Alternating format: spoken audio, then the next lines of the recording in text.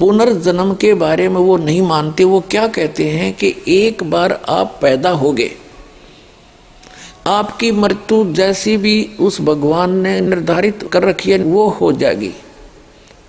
उसके बाद आप कब्रों में दबा दिए जाओगे, ठीक है। और जब कयामत आवेगी, यानी कयामत माने महाप्रलय होगी, पृथ्वी भी नहीं रहेगी, सारा कुछ नाश हो जाएगा, आकाश भी नहीं रहेगा। उस समय आप सभी को उन कब्रों से निकाला जाएगा और फिर जीवित किया जाएगा। जिन्होंने कुरान शरीफ के ज्ञानदाता की आज्ञा का पालन किया और उसके अनुसार भक्ति साधना उपासना करते रहे, वो तो जाएंगे जन्नत में।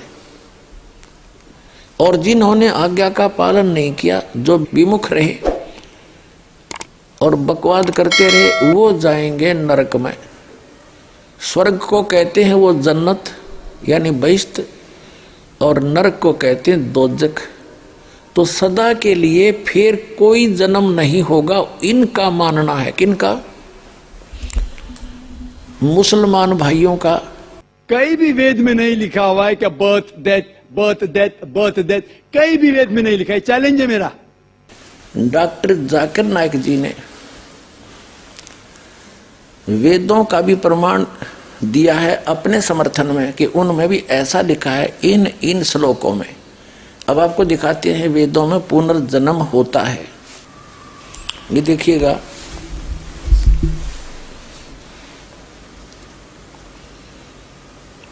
ऋग्वेद संहिता,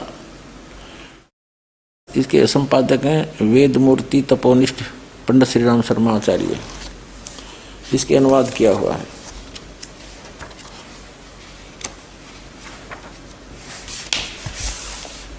ऋग्वेद संहिता सरल हिंदी भावार्थ सहित। ये इनके प्रकाशक हैं।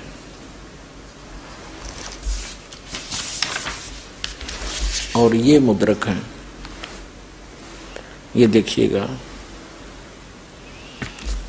ये देखिएगा ऋग्वेद मंडल नंबर 10 और सूक्त 16 और मंत्र नंबर 1 से, हे अग्निदेव, इस मृत आत्मा को पीड़ित किए बिना, अग्निदेव मन परमात्मा, ये बिना संस्कार संपन्न करें, इस मृत आत्मा को छिन्न भिन्न न करें। हे सर्वज्ञ अग्निदेव, जिसमें आपकी ज्वालाएं इस देह को भस्मीभूत कर दें, उसी समय इसे मृत आत्मा को पितृ गुणों के समीप भेज दें। अब देखो, डॉक्टर जाकिर नाइक जी ये सिद्ध करना चाह रहे हैं कि मृत्यु होने के बाद ये आत्मा पुनर्जन्म में नहीं आती, पितृगणों के पास पहुंच जाती है। ठीक है, आगे देखो। ये मंत्र नंबर 1 पढ़ा हमने। अब 2, हे सर्वज्ञ अग्निदेव, यानी हे परमात्मा, जब आप मृत शरीर को पूर्ण रूप से दग्ध कर दें, तब इस मृत आत्मा को पितृजनों को समर्पित करें। और जब यह मृत आत्मा पुनः प्राणधारी हो, यानी फिर जीवन हो जन्म में, तो देव आश्रय में ही रहे, अर्थात ये भक्ति में लीन रहे जब पुनर्प्राणधारी हो।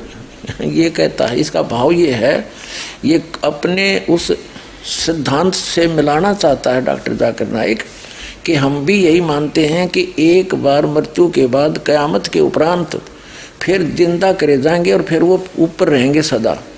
और उसकी सिमिलरिटी ये यहाँ से ले रहा है ऋग्वेद से।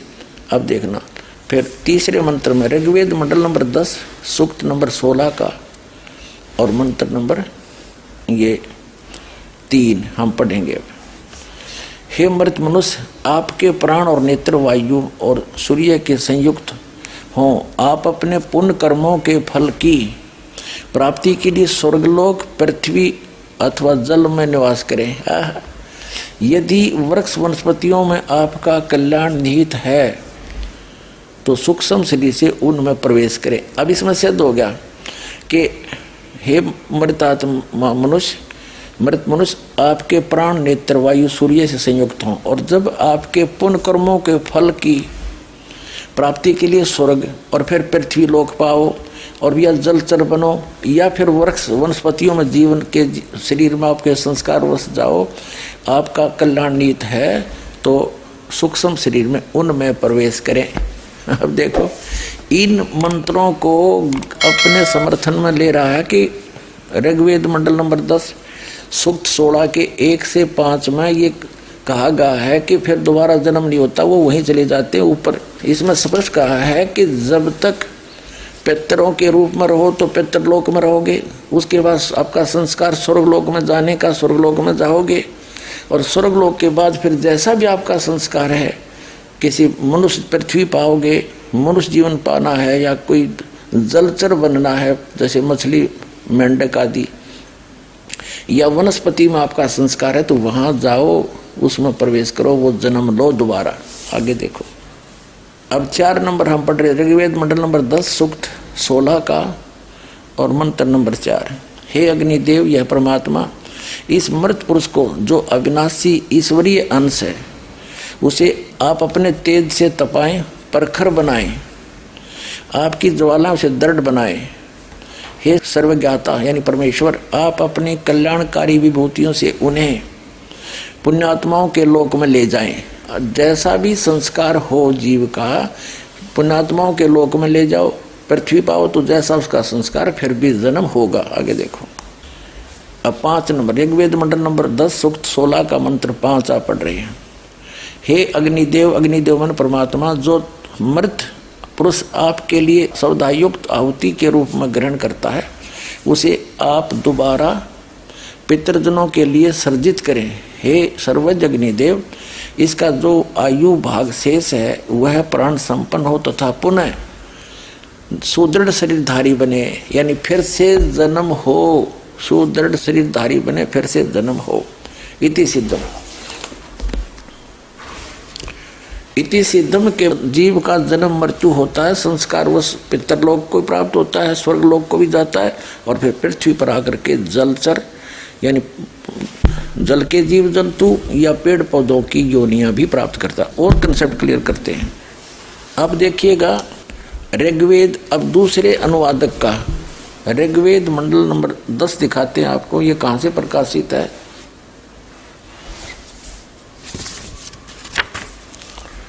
प्रकाशक है सार्वदेशिक कार्य प्रतिनिधि सभा, महर्षि सिद्धांत भवन, रामलला मैदान, नई दिल्ली से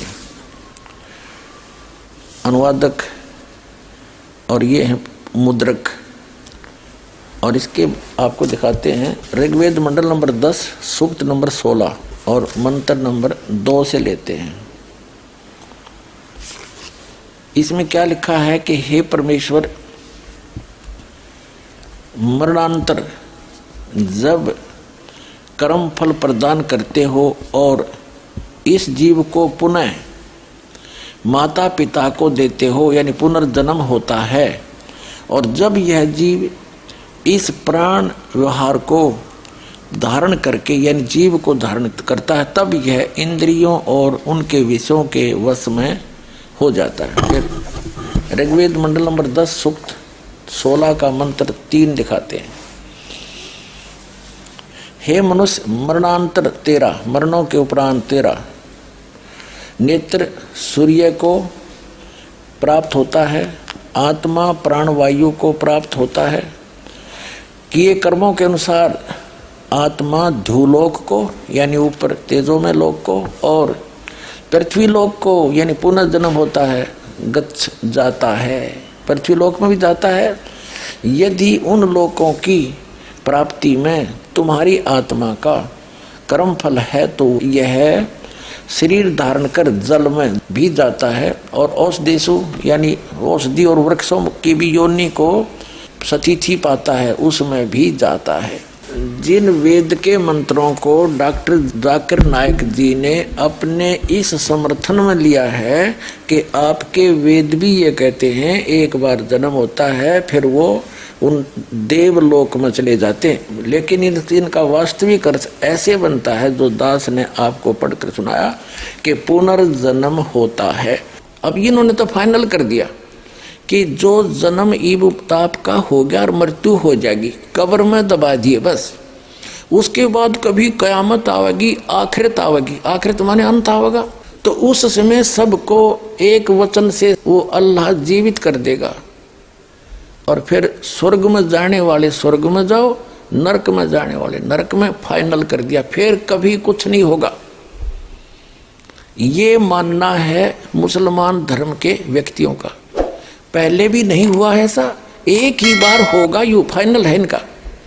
अगर पहले कभी हुआ होता जन्मवीर, फिर कयामत आई होती, तो पुनर्जन्म आपा हो गया। तो ये मानते नहीं पुनर्जन्म को, बिल्कुल नहीं मानते। तो पुण्यात्माओं उस जन्नत ने शर्मा मारेंगे, अरबों वर्ष तक उस कब्र में घुसड़े पड़े रहे हम, अरबों वर्ष के बाद फिर कभी कयामत होगी, जब उस मत निकाले जाएंगे। इस तक बूंदी कह देता पहले भोग लिया हमने, चाहे नरक में जाओ चाहे स्वर्ग में, इससे बूंदा नरक क्या होगा। लेकिन वास्तविकता क्या है कि पुनर्जन्म होता है। तो डॉक्टर जाकिर नायक जी का वो विधान भी झूठा सिद्ध हुआ कि पुनर्जन्म नहीं होता, और आपकी पुस्तकों में लिखा है। तो दास का उद्देश्य किसी की निंदा करना नहीं, या किसी को नीचा और बड़ा दिखाना नहीं, आपको सच्ची राह दिखाना उद्देश्य रखता है। और दास का उद्देश्य है कि जिन सदग्रंथों को आप समझ नहीं सके उनको समझाऊं और रूबरू कराऊं, क्योंकि अभी तक तो सभी ने रेफरेंस बताए हैं मौखिक। इस दास के ऊपर दया करी है दाता ने, और आपके ऊपर मेहर करी है पुण्यात्माओं की, ऐसे उपकरण बनवा दिए। आप आंखों देखोगे तब यकीन हो जाएगा, ना अभी तक तो ये अटपट करके हमें मूर्ख बना ही रहे थे, चाहे वो काजी हों, चाहे मुल्ला हों, चाहे पंडित हों, चाहे मंडलेश्वर हों, चाहे ब्राह्मण हों, ये कोई भी थे, इनको ज्ञान था ही नहीं। हम इनको विद्वान मानते थे क्योंकि अपने धारावाहिक प्रवचन करते थे, रेफरेंस सदग्रंथों के देते थे, ज्ञान उलट बताते थे। और यही दशा इस डॉक्टर जाकिर नायक जी के अध्यात्म ज्ञान की, इसको कख पता नहीं है अध्यात्म मार्ग का। ये भ्रमित करा पूरे मानव समाज को, और जो भी इसकी बातों में आकर के अपना जीवन नाश कर रहे हैं, उनसे प्रार्थना है पुनर्विचार करें, सदग्रंथों को देखें, इस दास के इन प्रवचनों को ध्यान से सुने और सदग्रंथों से मेल करें, उससे पीछा छुटाएं और एक हो जाओ। हम ना मुसलमान बनाना चाहते, ना हम हिंदू बनाना चाहते, ना सिख ना ईसाई, हम आपको सतरा दिखाना चाहते हैं जिससे मानव का कल्याण हो सकता है। वो इस दास के पास है, आकर ग्रहण करो, अपना कल्याण कराओ, इतनी सी बात है।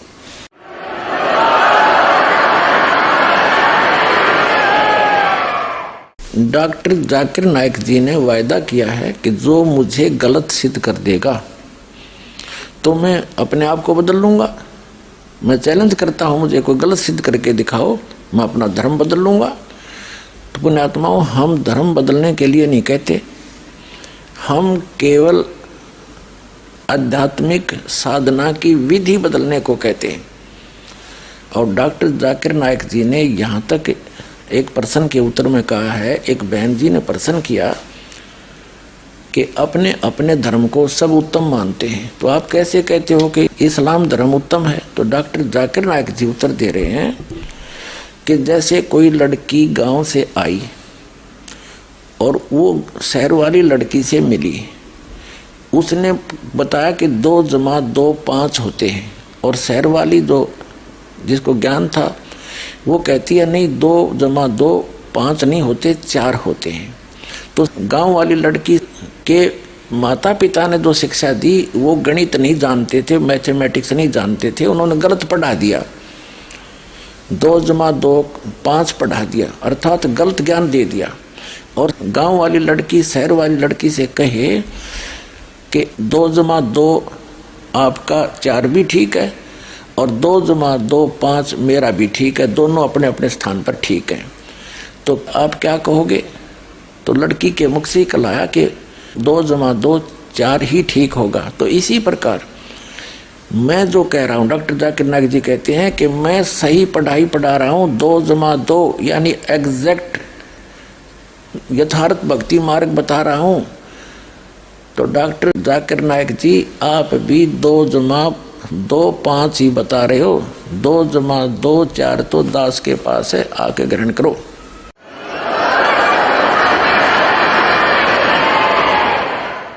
अब पुण्यात्माओं, आपने समझना पड़ेगा, ये ठेकेदार तो अभी टांग अड़ाने की कोशिश करेंगे, ये हितैषी नहीं आपके, इन्होंने तो केवल अपना उल्लू सीधा करने का मतलब है, बाढ़ में जाओ जनता। लेकिन आप अपने सदग्रंथों को समझो, दास सामने कर रहा, रूबरू कर रहा, दिखा रहा आपको, इनको पढ़ो दोबारा। कोई त्रुटि है तुम दास से बताओ कि आपने गलत तो बोल दिया। विश्व का कोई भी संत एक शब्द कह दे दास ने एक शब्द गलत बोला उनके विषय में, तो संता ही छोड़ दूंगा उस दिन में।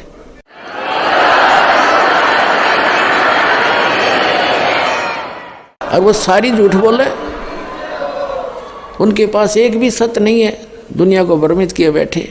तो ये ऐसे ही कर रहा है। और वो पूर्ण परमात्मा स्वयं आता है, सहशरीर आता है, उसका नाम कबीर है, अल्लाह अकबर है, वो परमात्मा कबीर है। वो आकर के अपना सच्चा ज्ञान रूबरू आकर देता है। हम पहचान नहीं पाते क्योंकि हम गलत ज्ञान ग्रहण किए हुए थे। अब वो नहीं आए तो इस दास को भेज रहा कि अपना आत्माओं अपना कल्याण कराओ और मुक्ति पाओ। बोलो सतगुरुदेव।